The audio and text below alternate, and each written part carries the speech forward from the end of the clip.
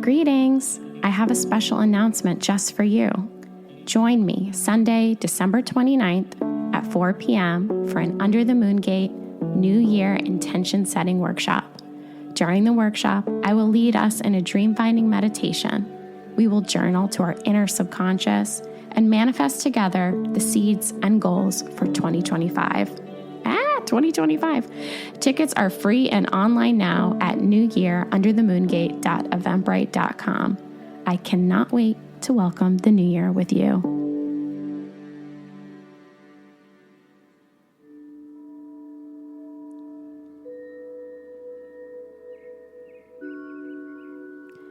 Welcome Under the Moon Gate. I'm Erin Bagwell, a developing intuitive medium, awakening witch, and documentary filmmaker.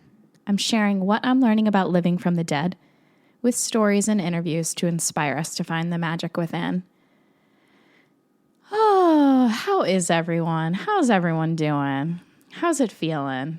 We are in such a bizarre time. I feel like the planetary shift and the post-election. And am I okay? I don't know. I feel like the holidays are speeding by. You know, it's a crazy time of year, especially as a parent. You know, I got my Santa hat on. This is a wild time. So I don't know where we're finding you in space and time, but I hope you are well. I hope you are drinking a big glass of water, and I hope you are taking care of yourself. I am very, very excited because I am introducing my friend Chris DeRosa to the podcast, who I believe everybody knows from Fixing Famous People. He's quite a celebrity get. And his podcast with Dominic Pupa is so incredible. They fix famous people. They do a little PR number on your favorite celebrities, and they are so funny and warm-hearted and just so smart. I feel like I pee my pants laughing every episode.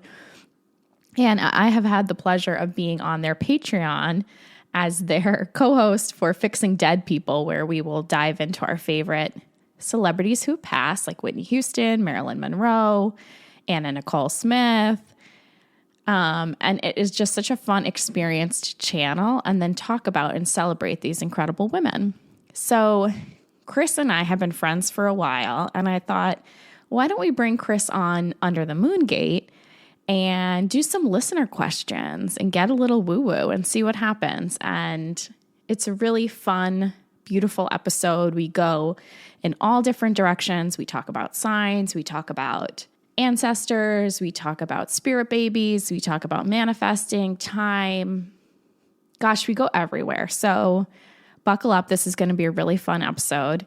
And before we dive in, I want to do a little listener shout out to Ashley, who I actually met at Lilydale this past summer. And long story long, Eleanor and I were bipping and bopping around Lilydale, and we found this gal who at the coffee shop who was there alone. And we said, I don't think so. No one should walk through Lilydale alone. So, you know, being the old hags we are, Eleanor and I took this gal under our wing and we shuffled around Lilydale. And you know, it's fun to have a companion when you're, you know, experiencing the woo-woo and visiting a new place. And we were so impressed that at such a young age, she had taken herself there. And so anyway, I got an email from Ashley the other day who said that she was loving listening to the podcast and that I'll read what she wrote here in this email. She says, I've been following your podcast since we met, and it always resonates for me. Your words have been inspirational and meaningful. The things you talk about are so relatable and real. It has validated my experience and made me feel less alone. Having met you has been a game changer in my journey with spirit, and I pray this message finds you well. Oh, Ashley, what a wonderful message to get from you. I've already emailed you back, of course. But so wonderful to hear that the podcast has resonated with you. You know, as Teresa Caputo says, there are no coincidences. So I'm glad that we have connected, and I can't wait to go to Lilydale again. I feel like I'm counting down the days already to the summer where I can bring my book club and Chris and all my friends. I'm going to become an official Lilydale tour guide because that's how invested I am in getting people there and showing them around. So anyway, I hope you guys enjoy this wonderful episode with Chris DeRosa. If in the future you have questions you'd like answered, you can email me at thebuffalomedium@gmail.com. And I'm sure Chris and I will do these every couple of months or so. So send me those questions, and sending you guys so much love from Buffalo.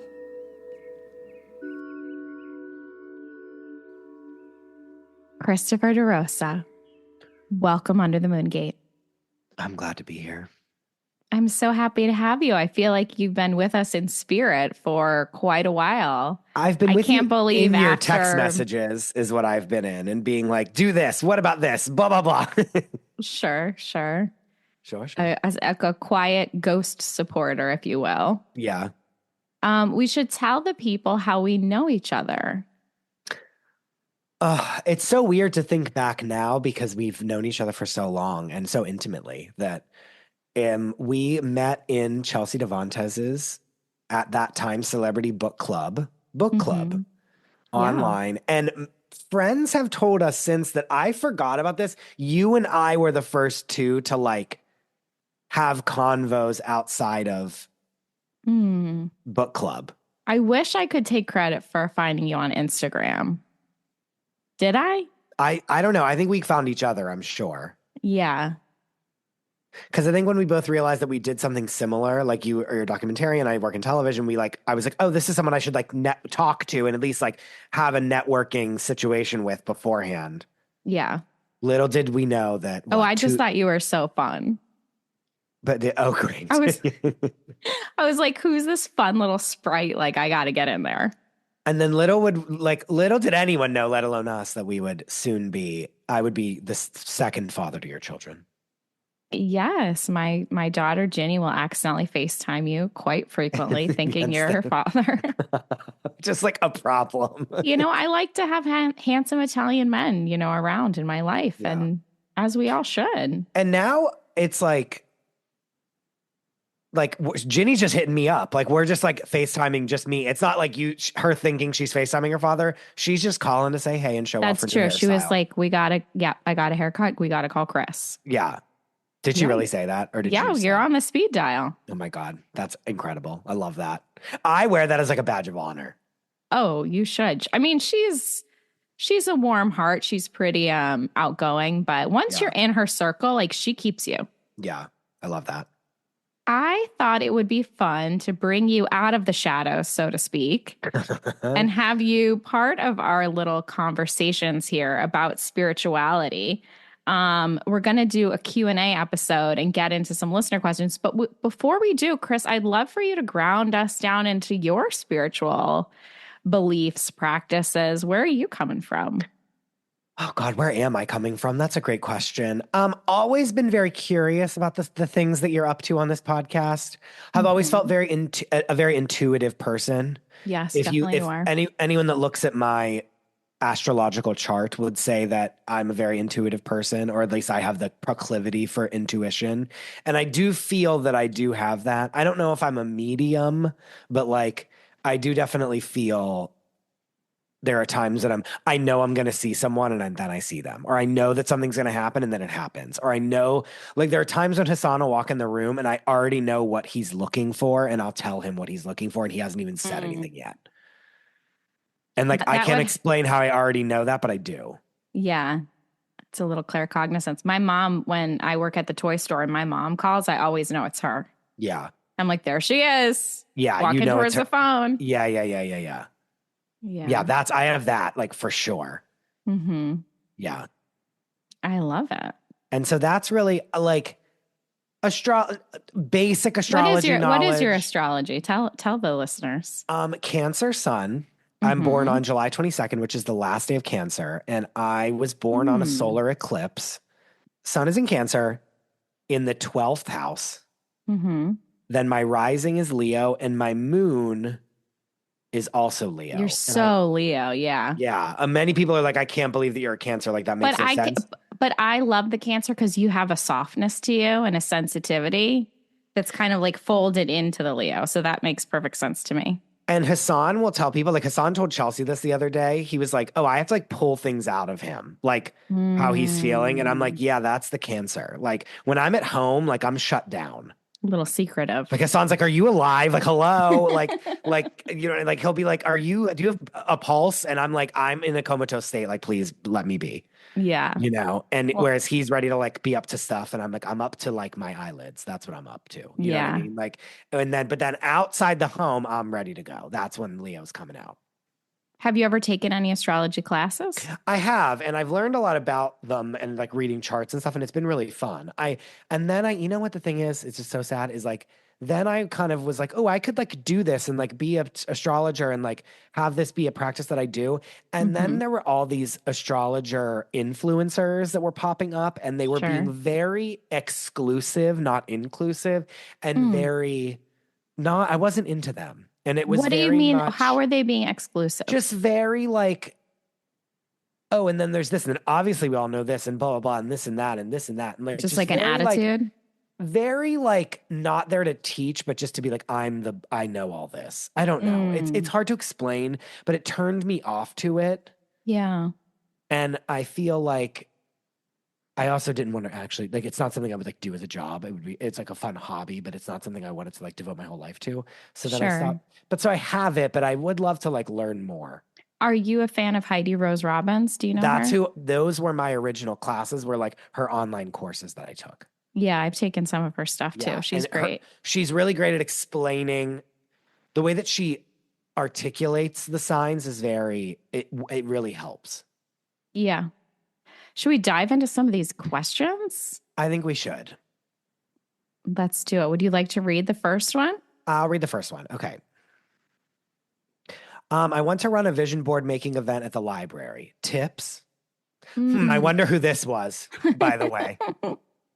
Have you ever done a vision board? I have done a vision board. I haven't Tell done one us.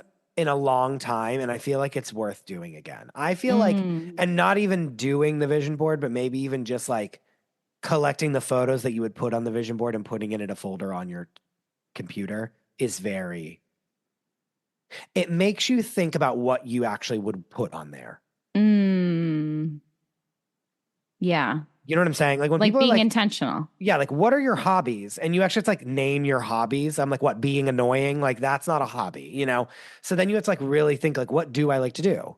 And like that version of that is like, what do I want out of my life kind of a thing? And everyone's like, Mm. money and success and blah, blah, blah, and like kids and a marriage and, but, you know, but it's like, what does that actually look like in even if that's what it is, like, what is that in a photo?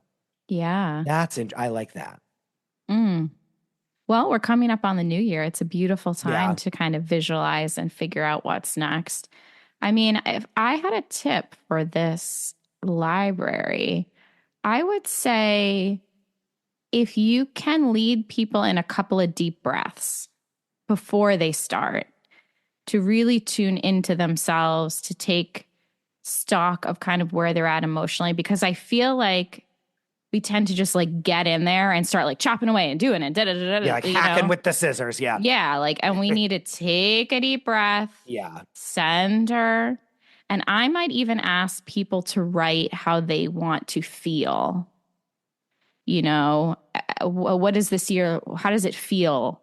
You know, have maybe a couple of little prompts that people can write down and kind of center themselves before they start going to town. But I also love a vision board. And um, I did one right before Dream Girl, actually, and wanted to raise $100,000. And which is how much we ended up making for the film. So I'm a big fan of vision boards. And I haven't done one in a while either. It might be fun to do one with my girls. And I think it's like a goal. Like, yes, we can put like a mansion on there, but like, what's a goal that you have? Like, buy a home? Mm. Know what I'm saying? Mansion's not a goal. No, sure, but I'm saying like you're not like we can like live in the fantasy world, but then there's also you're saying like I wanted to raise $100,000. That is like a smart goal, as they say. Yeah, yeah, You know what I mean? gotcha. One that you can like. What is a smart? Hold on. Now I'm like throwing on things that don't even know what I'm saying about. Um, smart goals. SMART goal sounds right. Specific, measurable, attainable, relevant, and time bound. Do you know what Mm, I mean? It's like, this is like, I want to raise $100,000. It's like, I want to raise this amount of money, not like, I want to fund my film. That could mean anything. right. Like, We I have to want be very specific. specific, which Specific. is S. Specific, Mm-hmm. measurable, $100,000. Attainable. Can you, if you were going to say raise $1 million, like, I don't know if I would say that that was attainable, but $100,000 is attainable.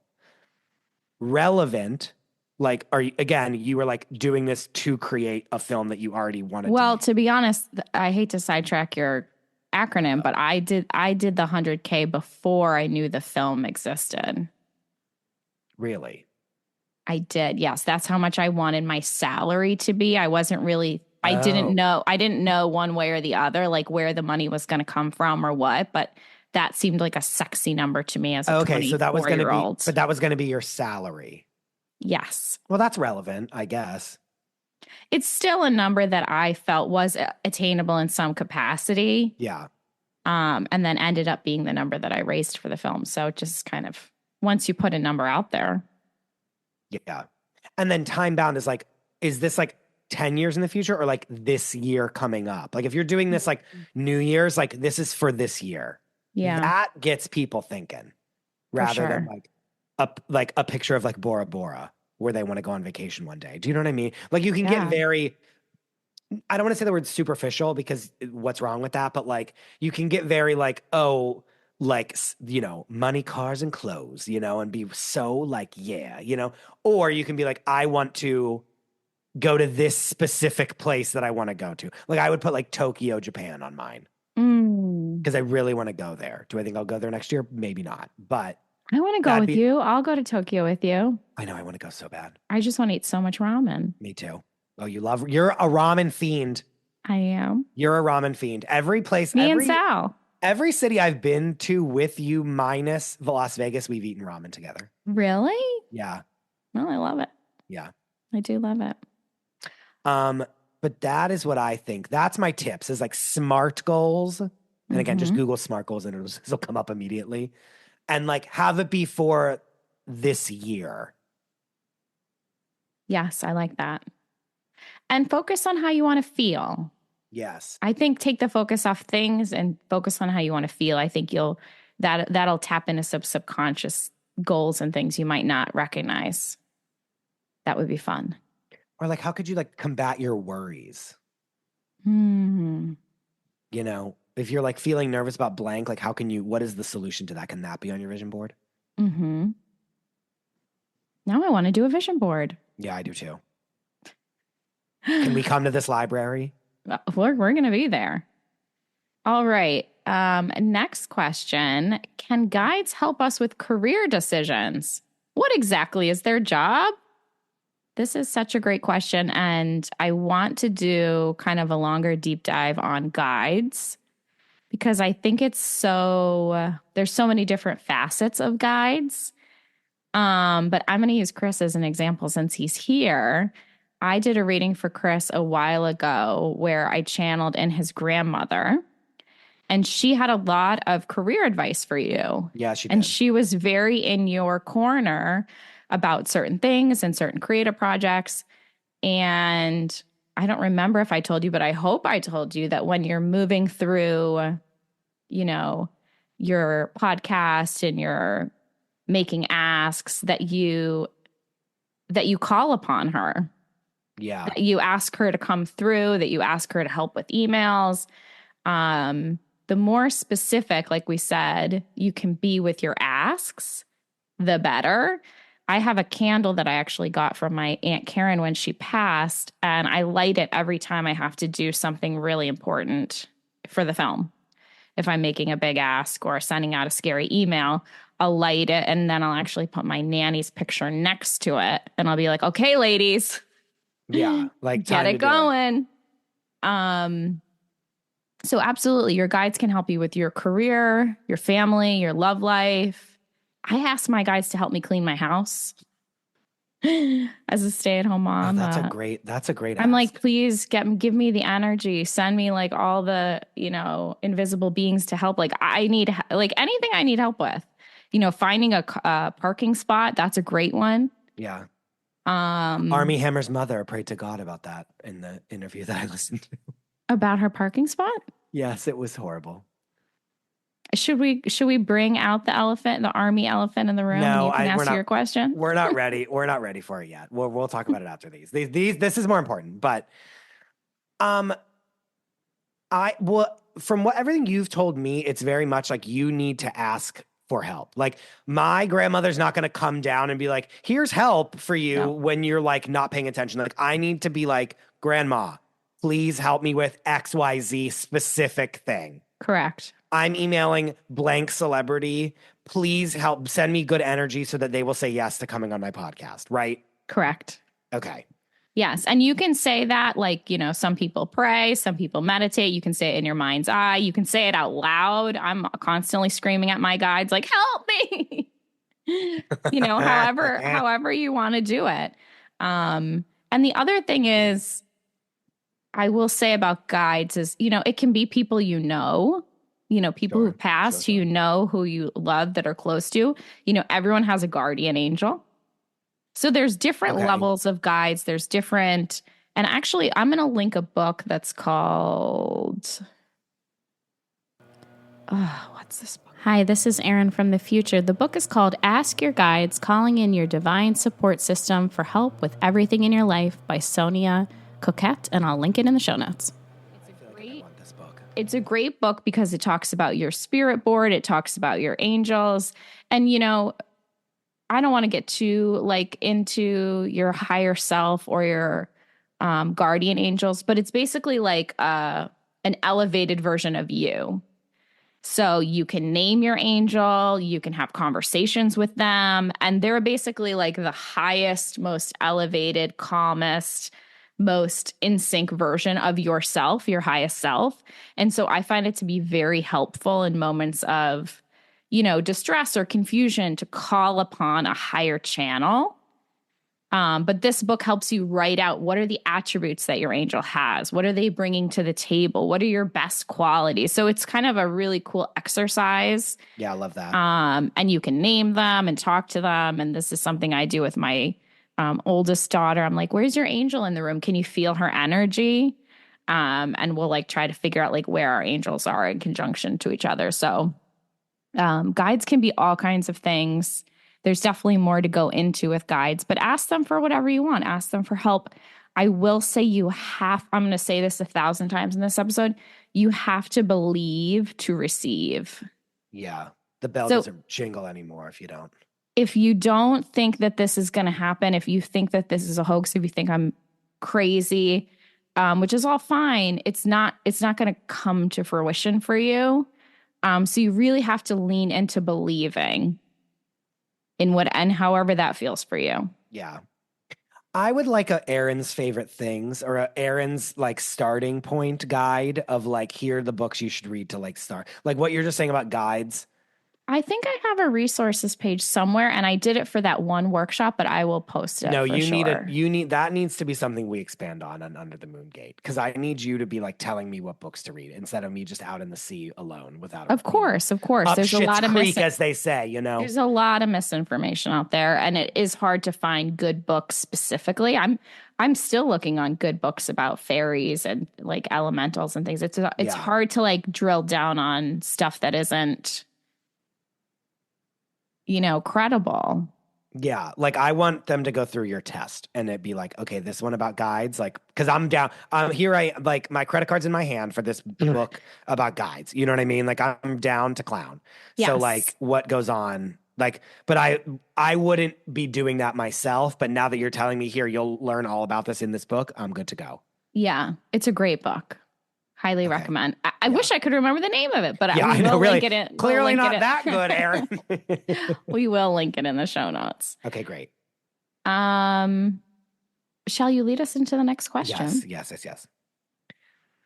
How can we be subjective about receiving signs? How do we know they are for us? As in, is this really a sign, or did this is this just easy enough to be a sign? This is a really tough question. And signs are tricky because you have to believe that your guides can get you signs. in order for them to emotionally hit you in the gut. And what I always say is that you have to feel them intuitively. Like they almost have to smack you in the face and take your breath away. And you have to feel like moved, altered, shaken. You have to have a reaction. So like, let's say you ask for a sign and you kind of just see something in the wild and it doesn't give you any kind of emotional twang. Yeah. Then I would acknowledge the sign. I would say, because I always kind of want to feed more magnetism. So I would always say, thank you for the message. Thank you for the sign. But you'll know in your body, like you'll have a physical reaction when you get what you're looking for. But I will also say, like, sometimes signs aren't that dramatic. Like one of my signs from the universe is a chocolate lab, the dog. And whenever I see the dog in my neighborhood, it's always like a confirmation to me that I'm on the right path, that the universe is looking out for me, that my guides are around. And I'm never like sobbing when I see this Sure. chocolate lab. Do you know what I That mean? you I'm see, never like, like, all the oh time. my Yeah. God. I'm always just like, okay, deep breath. People are watching out for me. Great. And then there will be signs where you will be dropped to your knees and freaking out and you can't believe it. So they really range. It's such a weird, there's no science to it. It's magic. Well, and like, it seems like it's like you also can't be like taking it too seriously, is what I hear from you. Is that it's like you're not going to be like, I want to see like a tornado touchdown on my street tomorrow. If this is send me a sign of a tornado touching down on my street. Like no, that's not going to happen. Right. But you might hear the sounds of a tornado on the radio. Yeah. Or somebody might give you a card with the tornado on it. So your guides, or someone has a shirt and they're running by you and they have a tornado. Your like guides the will mascot is a figure it tornado out. on their shirt or whatever. Like I'm thinking of like a basketball shirt or something like that. Sure. So your guides will figure it out. You can test them if you want to give them something weird. I mean, they will come through. But but part of it is like if you see and you're like, that's just a whatever. Like you have to really kind of buy into the idea of it. Yeah, sure. For it to actually start working. And like make a leaf fall if that's not it's like fall. There's no like every leaf is falling, duh. It's like it would have to be something way more big, right? I mean, signs can be big, signs can be small. I mean, it's hard because there really aren't any rules. I mean, I follow Laura Lynn Jackson's kind of she's the one that is kind of our signs guru. Yeah. Another book that I'll recommend is her book Signs. Yeah. And she thinks certain creatures and certain things and and there is a little bit of science around like the electromagnetic fields of like a butterfly or a bird. And so some animals maybe are more sign inclined than others. But to be honest, I feel like anything could be a sign at any time. Yeah. It's a tricky one. You've really got to believe it.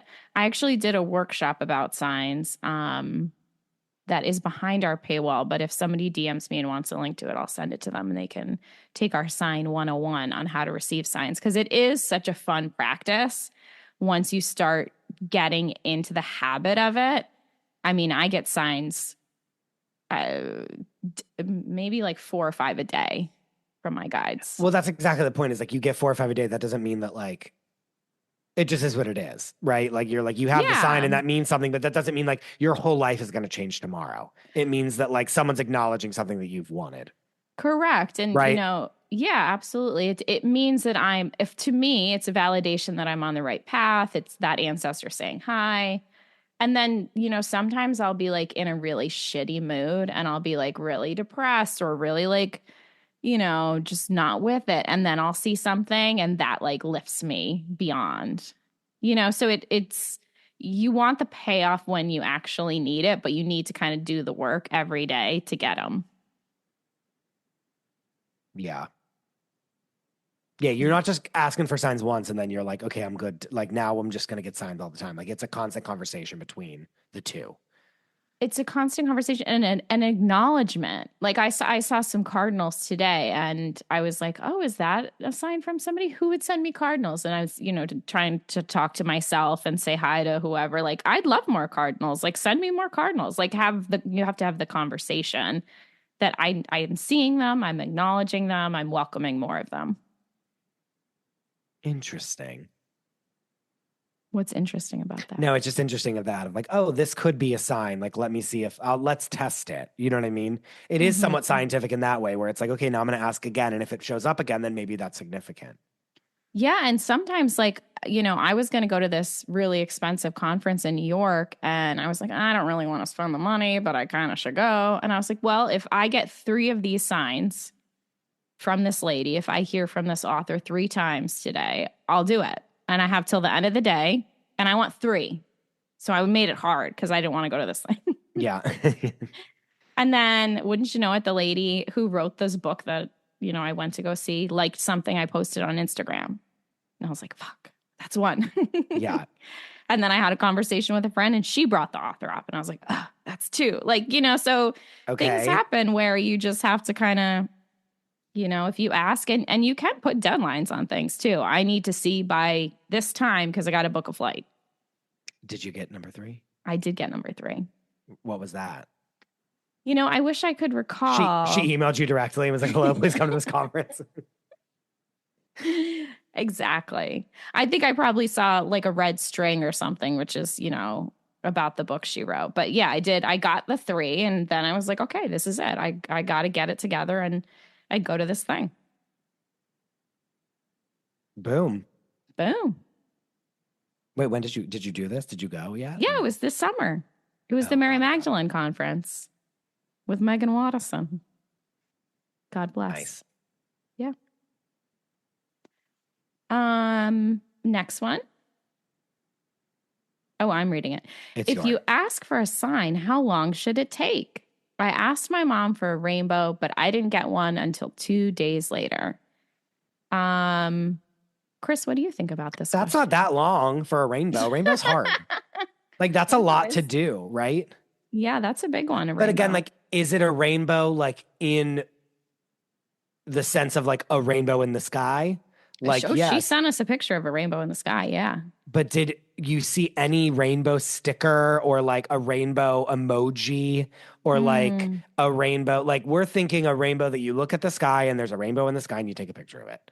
Like, did you overlook other rainbows in your path? Know what I'm saying? Yeah. Did someone draw a rainbow in chalk, like with a rainbow with the little clouds? You know what I mean? Like, that's my thing. And I don't think 2 days is that long to wait for a sign. No way. For a rainbow, for a full rainbow in the sky? Yeah. That's great. I see like one of those a year in my neck of the woods. I mean, I have bad news for this person. I don't think the universe believes in time.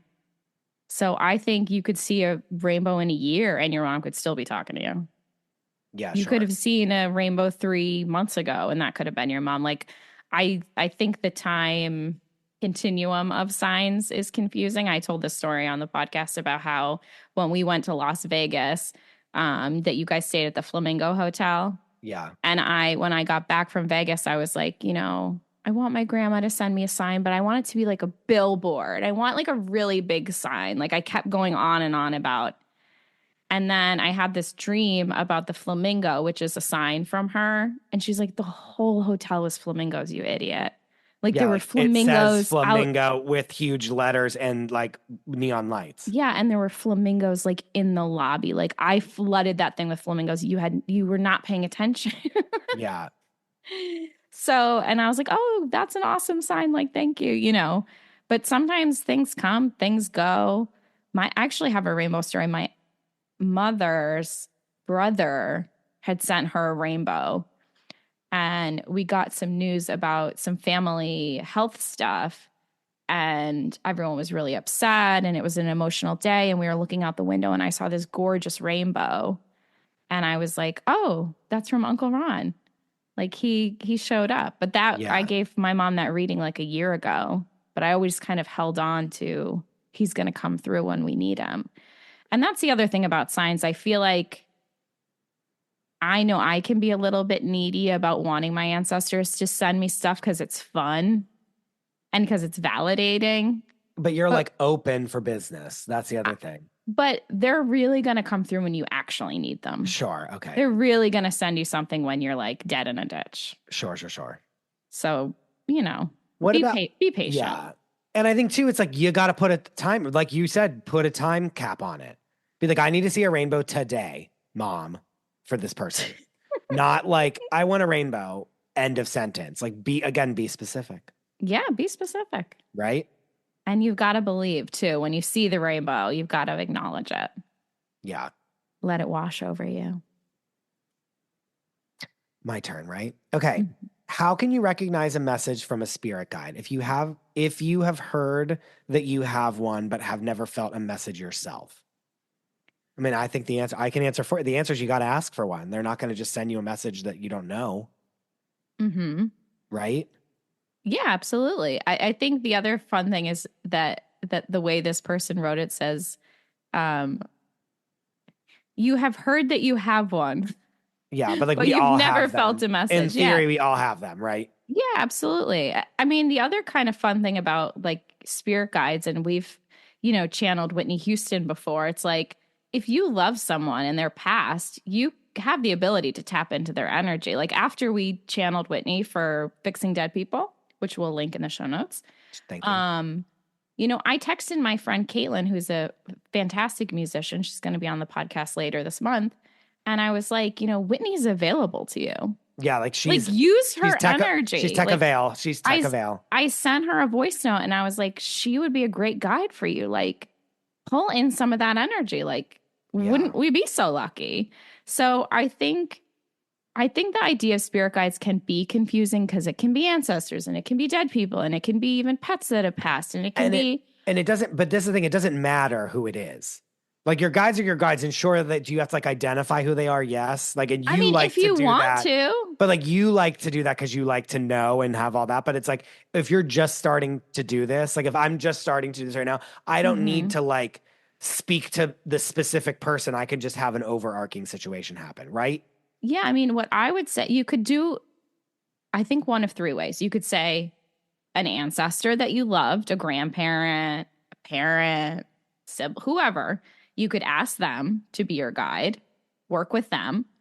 You could also, if you're quasi-religious, you could just say, calling all angels, anybody out there. Yeah, ding-a-ling-a-ling-a-ling-a-ling. Any angelic energy, like I'll take any, good positive vibes, or you can just say, hey, if my spirit, I want to connect to my spirit team, my spirit board, and we don't have to know who they are or what they look like. I mean, if you want to dive deeper, again, there are books and resources for you to really get clear on who's coming through, or you can work with a medium to find out who's kind of showing up first and foremost to you. But it doesn't really matter. That it matters that you're asking and that you feel it. Yeah. And that you're working with them. And I feel like things will start to reveal themselves to you as well. Things will start to become clear. And you gotta be open. Like this is already like, I think I have one, ? Like, yeah, but haven't had a message. So like TBD on this whole situation. Like that's not the energy we need to be coming into this from what I'm hearing from you. Is this correct? Yeah, absolutely. We've got to be firm in our beliefs because without them, really spirit is nothing. Yeah. Wait, I had something else to say about this. Calling all angels is a great, like that's a tagline. Isn't you know what I mean? Fun? Like, but calling all angels is like hello. That's like when I text you like 911, or when I call you, I send you the 3 like red alert emojis like in a row, and you know that something big's coming through. That's like our version of that. Calling all angels. There's an Alaskan essence spray that I recommended for my gift guide. And they've got a version that's called Calling All Angels that you can spray all around you. I might need that. Is that fun? Yeah, that's fun. That's fun. Okay. Let's see. Next question. What does it mean when I see something out of the corner of my eye? Is that a sign? Oh, this is my question, isn't it? Okay, this is my question. I texted you this, but I want you to go in depth about it. Like for a couple weeks in the summer, Mm-hmm. I would like be doing something and again, I'm like over the kitchen sink, like washing a dish. And I Yeah. see, and this is when there was like a lot of light and there was like a lot of, in the Mm-hmm. summer, my apartment's very flooded with light. I have east and west facing windows, no north windows, no south windows. So it's like no matter what time of day it is, there's always like a lot of light streaming in. And so I would be like seeing light kind of like be refracting in ways, or like out of the corner of my eye, I would be like, oh, there's a flash there. But then it's really just like my head moving and the light kind of like it being really Mm-hmm. bright and then my eye moving. So then how do I explain this? Like your peripheral vision like gets cut off because you're then like over the sink and the light Yeah. isn't coming into your eye. But it would Mm-hmm. feel like, oh, there was someone there. It wasn't like it was just like, Mm. oh, I am now in a darker place. It was like, oh wait, someone just walked by, or like something just think not heaven forbid, like a mouse is in your apartment, or like there's Scurried. your dog scurries by, or your cat scurries by, and it's like silent, but you see Mm-hmm. something dart across, or you just see like something out of the corner of your eye, but then you look and you're like, oh, there's obviously nothing there. And Yeah. you're not seeing anything. Like there's no, Mm-hmm. I didn't Mm-hmm. see a person, I didn't see anything, but it was just like a what's that? And that happened for like 2 weeks where it was like Mm. me all over the place. And that was like, is that a sign? Like, what is that? How did it make you feel? Just like, oh, someone's there. Mm-hmm. Not scared, not, and again, no one was there. Like, again, I would look, Yeah, it wasn't yeah. like I was like, oh my God, I'm like, there's someone in my apartment. Like, it wasn't that. It was just kind of like, oh, like kind of just a little reflex and then Mm-hmm. it was done.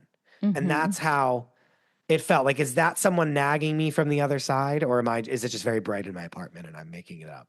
I mean, it could be a couple of different things. I mean, part of being clairvoyant is being able to see spirits from the other side. Sure. So I will get that sometimes where I will see the shadow of a figure and feel like something is there. And then usually intuitively in my gut, I'll be able to identify who that person is. Like, so one time I was in my bathroom and I saw this black cat and I was like, oh my God, it's Madison, like my childhood cat. And I felt kind of, that same inkling of, oh, something is there. And I've had it happen before with my grandfather as well. And I think that it's just there are certain times where, the moon is stronger and our powers are a little more dialed in. Sure. Or, it could have been a couple of moments in the summer where you were feeling really clear, where you're just receiving messages and information. And, spirit and your ancestors, it's interesting because they're always around. Like we're always constantly surrounded by, I don't like the word ghosts, but for lack of a better term, these beings. Sure. And so sometimes we can see them and sometimes we can feel them. And sometimes there is that moment where you turn around and you think, hey, wasn't somebody just there? And then it's gone. So that's kind of a normal, I think, experience. And what I might offer is if that were to happen again, for you to maybe light a candle and journal and find out what they were here for. Because Okay. I find that sometimes they're here for, sometimes it can be just to say hi. It didn't seem like the entities that you were connecting with were negative in any way. Sometimes it can be, pets that have passed or loved ones that have passed. And, sometimes they're just kind of sending their love and saying hi. Got it. What would okay, light a candle and journal. Could I like talk to them? Like if this happens again, can I be like, what are you trying to tell me? Or like, I think that would be a beautiful exercise. You could write a question yeah, and then see what comes through and try to kind of channel yourself. Just start automatic writing. I love automatic writing. It's a big tool I use, especially when I'm channeling and trying to what get is that? information. Automatic writing is when you try to get out of your head, okay, so let's say you see a being and you want to talk to it, you write a message and you say at the top of the paper, you write, what is your message for me? Why are you here? Who are you? Whatever you want to Yeah. know. And then I would take a couple of deep breaths and I would try to get, and this is a practice that I've, obviously developed for the last couple of months, but I try to get out of my logical mind. I try to disconnect from Erin that's in my brain and I Yeah. just try to free write. And I don't think about what I'm writing and I don't try to make the grammar work or make sentences cohesive and I just write. And then I'll go back and see what's what and what's on the paper. That's how I do my meditations. That's how I channel for people when I'm doing readings. I have to get out of my brain and connect somewhere else. Interesting. Okay. Would love a book about this as well on your Erin's favorite things. Just saying. I don't know if I have a channeling book. That's more of a like a practice. Where did you learn that? Where did you learn that? Automatic writing. My friend Heather, actually, who is another medium, messaged me and said, I think you should try automatic writing. Got it. Okay. And then when I was at Lilydale, another medium had validated that a lot of mediums like it because it keeps the president busy. So it keeps your waking literal mind busy by physically being in a state of writing. Got it. And it's also a safe way to channel, your body's not being taken over. You know what I mean? It's a very controlled process. Situation. Yeah. But I think anybody can try automatic writing and journaling and seeing what comes up. Yeah, I want to do it. I don't think I would be able to get out of my head though. I have to work on that. It is a practice and sometimes it's easier for me to read other people than to read myself. Interesting. Okay. Oh, that's exciting though. Okay. All right. Are all spirit guides good? How do you recognize and push away the bad ones? This is reminding me of when you see those signs, it's like, don't bring the Ouija board spirits into the bathroom. Yeah, sure. What I would say is anytime you're doing anything spirit related, you should set an intention that you want to receive information for your best and highest good.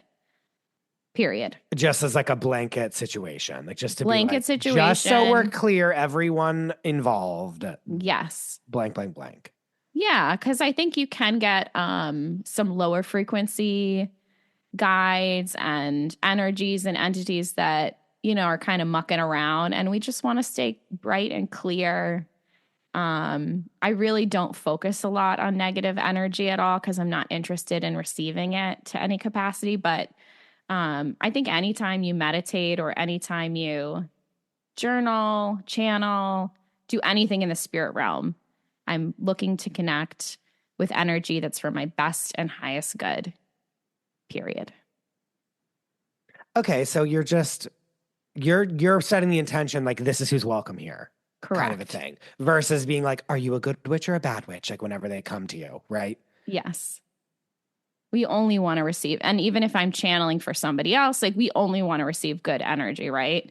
I'm not interested in giving somebody a sad or a bad reading or something negative.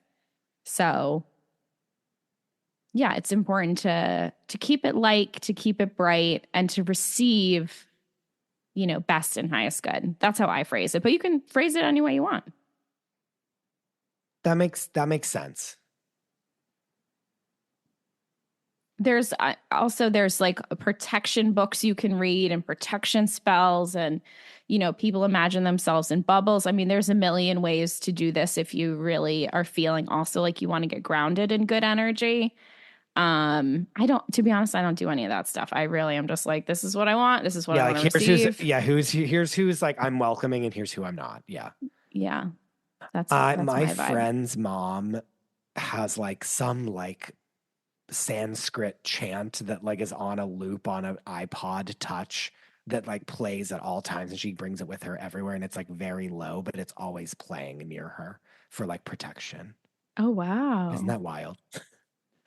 If that makes her feel calm Yeah, and like centered. there's no judgment. It's just like that. Like speaking of protection spells, like I know someone who like it always has a protection thing like playing at all times, like forever. Yeah. I'll bring around a rock with me pretty frequently. Like in your pocket or Yeah, it's upstairs. I wish I had her, but she's this little black rock and she's in this beautiful little velvet pouch. And I don't know where, I don't really, I couldn't even tell you how or where we came to be. I think I found her in my yard. But anytime I do anything like really hard or irritating, or even if I'm just like going to work the day, I'll throw her in my pocket and she's a good grounding protective energy that I like to I use. love an idea of a rock being that. Yeah, she's just this little black rock and I love her. I'll Yeah. bring her out. She I hangs have out with some me all the rocks hanging time. around here that could turn into that. I gotta get a crystal gal on the podcast because there's a lot about rocks and crystals that I feel like subconsciously we know, but we really got to get in there, you know? I feel like, you know what though? I like that it's a rock that you found in your yard that you've given the intention to it versus being like, I spent like all this money on all these special crystals that have this and ionized and blah, blah, blah. You know what I mean? Like there's a part of that that's very swindlery to me. And Mm-hmm. like you giving the intention for this rock that is just quite, not to use my own word, but clitorally a rock is Yeah. like very cool to me. Like that made me like light up like a Christmas tree. No Hmm. pun in, no, not to invoke our favorite thing, but like, you know, Yeah. I mean, I love the idea of having little magical things that you can just like dig around your yard for, sticks, and like you leaves. no, but like you made it magical. You know what I mean? It isn't Mm. like sold from a purveyor that's like this crystal will be the one that will do blank, blank, blank. Like Well, you we made must it do remember, that. you know, our four-mother witches were just hanging out in the woods, you know, using what they Yeah, got. yeah. So I think anytime we can kind of get back there and infuse it with a little magic, as you said, it's such a, I don't know, it feels so Like that's rebellious fun. in a That's way. fun to me. Yeah. Yeah, you got to be on the lookout. You know, if I travel, I'll be looking for rocks to bring back to my garden if things happen. I got my eyes out on the You know ground, you what's know? you know what you're gonna bring around next? The bee when you put it in resin. People aren't ready for the bee story. Okay. Are they really not? Well, I wasn't ready for it either. No, you weren't. You want to tell everyone that you touched the bee at my house? Out of nowhere, Erin turns to me while she's in her front doorway and goes, "Do you want to touch a bee?" And I was like, "What?" And she's like, "I have a bee that died that I have. Do you want to touch it?" And I was like, "No." And then she guilted me into touching the bee, and I touched the bee. And then she was like, "I want to keep the bee." And I was like, "Well, it's going to start decomposing soon." And I said, "You should put it in resin." And then she's found a resin person that she's going to put the bee in. And I think the bee should be in a pebble form, and you should bring the bee around with you. Oh, the bee can be my friend. Yeah. Oh, this poor bee. We took care of it. We nursed it. I was its death doula for 2 days. Oh, I didn't realize it was alive at any point. Like, I thought that it was like dead. You found it dead, and you were like, "This is cool." Oh, you tried to nurse it back to health, and it didn't work. What? I love the idea that you just thought I like was collecting dead creatures. That's why I was like, "What?" No, I had yeah, we had the bee came. We were giving it sugar water. I was, you know, it was raining. We were putting leaves over it. It was a whole thing. Me and my girls were in the garden taking care of this bee for 2 days. Yeah. And then she passed, but um yeah, we'll get her in some resin and Yeah. we'll I think get her she's ready. right away. We'll We're get getting her. her up, up, up. She's back up. I got a bee gal coming on the show too, so Okay, good. we get all into the bees. I also have a bee gal too. If you want another bee gal. Yeah, I have your bee gal. Oh, you have my bee gal. Yeah. Okay, good. Okay, great. Yes, she's coming on the show. Your Okay, bee great. gal. I'm happy about that. Yeah, I'm excited. This next question is a bit more of a serious tone. She says, our questionnaire writes, I lost my son at 3 weeks old, and I was curious if it's possible to contact a child or if I should. First of all, what a horrific experience, and our hearts go out to you, and we're sending Yeah. you so much love. Yeah, I can't even imagine. And so much bravery to write this question also and to be curious about connecting with the spirit child of your son who has passed. I have actually, when I got this question and I responded right away because I'm a normal human person Yeah, who you're not like was, yeah. I wasn't like, wait for the pod on this one. Yeah, I was like, sure. Which let's get you into it right now. absolutely should not be doing that. Yeah, yeah. And so what I shared with this person is that I follow a gal, and again, I'll link in the show notes, who's called Emily the Medium, and she connects specifically with children and with children who have passed. And it is absolutely possible to connect with a child if you want, if that's something that speaks to you or is something that you feel open to, that might not be too painful. It's really your decision. And then also while chatting with this gal, I kind of felt intuitively that the child, she was wondering why she wasn't getting signs or feeling more energy from the child. And I kind of felt like the child is probably so close to her that she doesn't even really She notice doesn't even get it. Yeah. because she's probably so enveloped. You know, the love of a mother is so, it changes your DNA. Yeah. And so I feel like this person is holding so much of their love, and so much of their energy. So, I mean, this is an extremely personal choice whether or not they want to contact or connect. And it's really their call whether or not they want to go there. But I have done readings with friends who've lost children through miscarriage specifically, who always receive really loving messages. And what I will say also about death and what I've learned at Lilydale is that most of the time we come with a contract spiritually where we know when we're going to go. So, like, before we get to earth, before we get in our bodies, you know, there are these out points where you might, you know, like, let's say you come into a body and you're only going to live till you're 21, and that's your soul's contract. And you agree before you get to earth that this is what you're going to do and this is your journey. And, you know, there might be other doors that change and things might evolve. But when children come through and go so quickly, it's really the intention of that soul to just be here for a short amount of time, which doesn't make it any less painful, obviously. Mm-hmm. But it is a part of their journey and your journey in experiencing them. I also feel that to me, there's no downside to doing this.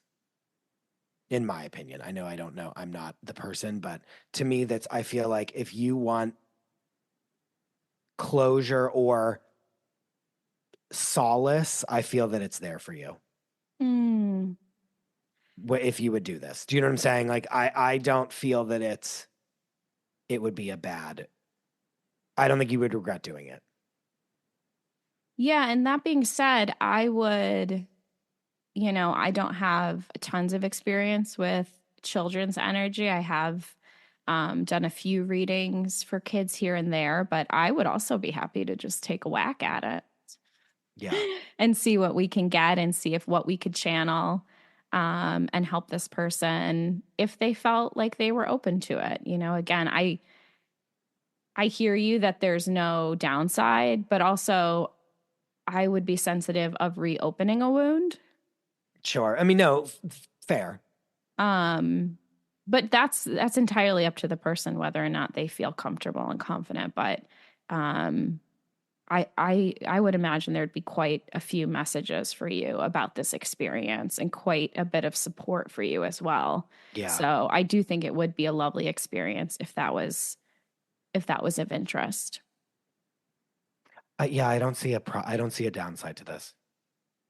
Even just for your own peace of mind, and even if you're like, oh, I didn't feel anything from like, or like I didn't connect with whatever was said to me about it, like at least you did it, and then you walk away, and then you just continue your life. Yeah. I wonder, part of me, you know, at Lilydale, they always say you should wait 6 months um, from when a person dies before you get a reading, that you shouldn't, pull the Band-Aid off right away, that there is some grieving processes that are important in our, human Okay. experience. And so that would be my only other question is, when did this happen? When did this loss occur? Um, and do you have the space to kind of receive? Yeah. But again, sending you so much love Yeah. and so much solidarity in your grief and in your experience, and also just so much love. What a powerful thing to bear as a person. I Yeah. mean, one of the most unspeakable things. For So real. For sending you real. so much grace and so much love. And thank you for writing in. What courage you have. Yeah, we're giving you hugs. Many, many hugs. Okay. What's the hardest? Oh, this is a great question for you, Erin. What's the hardest part about being a medium and channeling? What do you think the hardest part I don't know. Are is? you just like terrorized by ghosts at all time? I always think of you as like, remember in Ghost whenever Patrick Swayze's like singing that song at all hours of the night and Whoopi Goldberg is like, okay, well, finally, what? Like, what? What? It's like, remember, and he's like singing like some weird song, and Yeah, she yeah. like, and he's terrorizing her sleep. Like, that's what I think is happening to you all the time. No, thank God. Okay, Well, I thank God. don't have the Claire audio, so I don't hear anything from my spirit guides or ancestors or things. So thank God nobody comes Yeah, to me through my ears. Very rarely if I'm like in bed, it's the middle of the night. Sometimes I'll get whispers, but they don't come to me that way. So I'm not Patrick Swayze. Nobody's singing to me, which is nice. And, to be honest, I think one of the funniest things is I think people do think as a medium you're terrorized, to use your word, and that like ghosts are always like jumping out. But it's actually quite hard for me to channel. It's not like a natural state of being in conversation. Like yeah. Like you I have to really have be to in a try. deep meditative Yeah, state. yeah, For me, this is how I work. I mean, other people, we see our Henry the mediums who can just kind of do it. We're watching them process in real time. They're yeah. channeling, which Teresa is Caputo. incredible. Yeah, Teresa Yeah. Cavuto. But my abilities don't work like that. So unless I'm really tuned in, I'm not receiving crazy messages. Although, every now and then if I'm with somebody who has a higher consciousness, I will feed off of their energy, and sometimes things can get a little kooky. But we've been together and you've been like this oh, I have a hit. I got a hit. What about this? Even when we were in Hmm. Toronto, you were like, "Who's Chuck?" Yeah.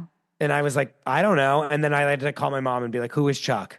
Yeah. Yeah. I mean, things come through, things pop up, but it's not Yeah. like it's not a 24/7, Okay. All right. dialing in. I've I've I've got to be somewhat focused, Got it. or Wh- something has to just pop out and then I'll receive. okay, what's the hardest part about being a medium? I think I don't know. I feel like there's a million weird things about being a medium. But weird is not hard. Weird is not hard. Do people come to you and be like, "I want you to fix my whole life"? Like, are there people that are coming to you for so many answers and you're like, "I'm just going to tell you what this other person upstairs is going to tell me"? Yes. Is I that mean, hard? I'm making up things that could be hard and I'm wondering if that's real. I mean, I to what you just said, I really just channel what I'm given. Yeah, So sure. I can't fix your life, but maybe you have a guide or somebody who's got some great advice for you. I'm happy to deliver that information. Yeah. None of it comes from my subconscious. I mean, I think the hardest part is actually believing what I channel, because so much of it, like I just did a reading recently for a gal. I've never met her. She said, can you connect to these two people who've passed? And I said, sure. I sit down, I write in my little notebook. I wrote out, a bunch of stuff about her grandmother and her aunt. And I'm going, in my mind, I'm like, I don't know where any of this lands, right? I don't know this lady's Sure. history. I don't know her Like, family. Like, I don't know how any of this is going to be received. And so there is a lot of disbelief, even within my practice, of, I have faith in it. But you're like shooting blind. You're like, what? It's Like, hard. Yeah, it's hard. You're like, okay, and then this story, and then the person might be like, huh, what? Like, and then Yeah. you're like, okay, I don't know. Like, you tell me, it's your ancestor, right? But it was crazy. I sent this lady, her little reading, and she was like, the details you got about my grandmother took my breath away. Yeah. And I was like, oh my God. Like, listen, we don't have yet the language or the science to be like, these are the things that happen when you channel, and this is how it goes, sure. and this is how your brain. So part of it now is really just having the faith that what I'm doing is connecting. Yeah. And then receiving the validation and really having to receive it. Like, okay, yeah, I did channel that lady's grandmother and aunt. I'm getting validation from her. I got it. Like, yeah. But it's wild. It's wild. When you channeled my grandma, the one thing that you said that I knew it was which grandma, like, because some of them I was like, what is this her? I don't understand. Like, maybe this isn't her. Like, maybe this isn't my grandma. Maybe it's someone else. But when you said, like, don't hide your light under a bushel, she said that all the time. And so that was like, the minute I heard that, I was like, oh, exactly. That's it. Yeah, there are these little There's tells. Like little tells. Yeah, for sure. That should ring a ding ding when you get a reading. Okay, what's the hardest part about channeling? I think what you were saying about letting go and really letting your mind get out of the way so that you can kind of just free flow and write and again believe like what's coming through. I do love channeling though. It's such a fun. I know, I can tell that you do. It's such a fun process, and it's such a, I don't know, it's very creative too. Like when I write and I channel, my writing is so different. Yeah. And it's so much more flowery and like poetic and makes me sound really smart. Yeah, you're like, I'm so beautiful. It's amazing. Like, I'm such an artist. Yeah. That's so funny. Yeah. Well, I think we did it. This was so much fun. I'm so grateful for you to walk through these questions with me and to tap into your claircognizance and your psychic ability. I love that you were answering questions. I had a lot of fun, and I hope that the listeners got something out of this episode. Well, first and foremost, if you want to hear Erin channel live on the air, come to the Fixing Famous People Patreon, where we do Fixing Dead People, where she's channeling all of the greats. And soon we'll be channeling Princess Diana. I mean, we've got some heavy hitters. It's kind of an incredible experience, to be honest, to share space with. I never would have thought to, connect with some of the women that we're, reaching out to. And I've really had a ball, and I've learned a lot from channeling with them. Yeah. Yeah, we really So absolutely, people can go to Fixing Famous People, their Patreon, and listen to all the Fixing Dead People episodes that I am a guest host on. And you can get a free one in our feed right now, Fixing Dead People, Marilyn Monroe. There you go. I'll link it all. Christopher, thank you so much. Where can people find you? At the Chris DeRosa on Instagram is basically where I'm at. And then of course, Fixing Famous People, anywhere you find podcasts. Erin's house, hanging out with Erin's kids, texting her husband about random things. That's where you can find me. Fabulous. Well, thank you for coming under the moon gate. Love you. Love you too.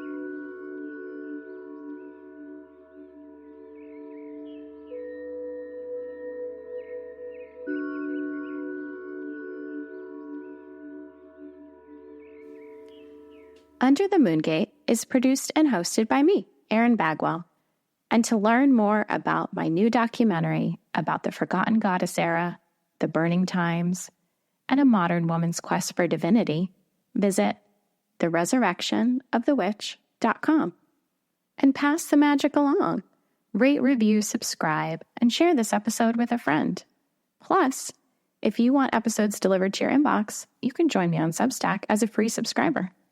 Okay, thanks so much for listening.